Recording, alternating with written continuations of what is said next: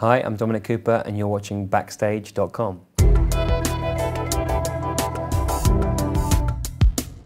Do you think of me when we're not together? You ought to know I do.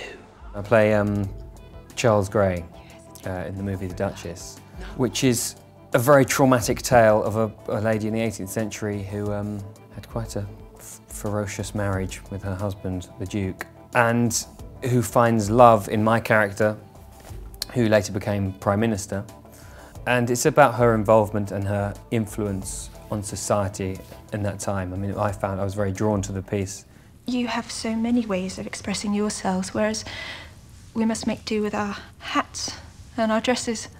I never realised for a moment that the celebrity that is so popular now existed in the 18th century, and that we obviously as a public have always been desperate or needed a kind of iconic figure to look up to and to influence our decisions in both fashion and politics. I found that really exciting, and it's a wonderful, set in a wonderful period of time of change and discovery, both in England and the world.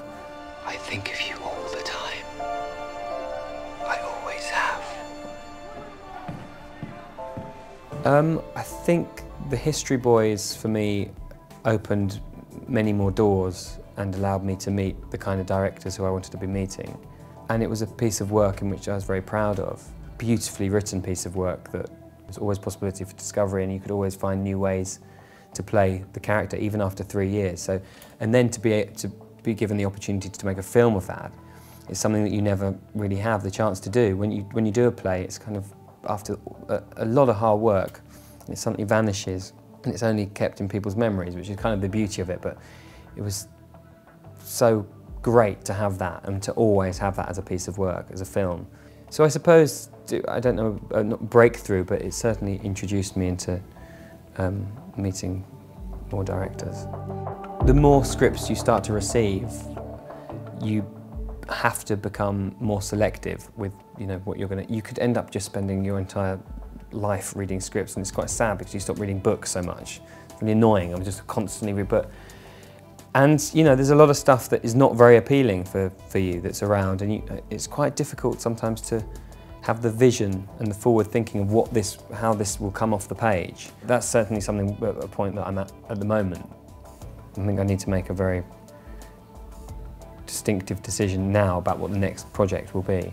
I adore performing on stage because it's so immediate, and you're so in control of what you're doing in that moment in time. And if the audience aren't with you, you're having to work extremely hard to make sure they are. When you're doing a film, it's that moment where you're kind of handing over that bit of work to the director, and it's up to them to take it on, and how it's cut can completely change a performance. It's an opportunity, and you realise how much smaller you can be and how much the camera sees behind the eyes, and how alive you do have to be, constantly thinking through absolutely every moment. Even though you are doing that on stage, it just has to be projected much more. But I'll always go back to doing theatre because I think it's unbelievably exhilarating.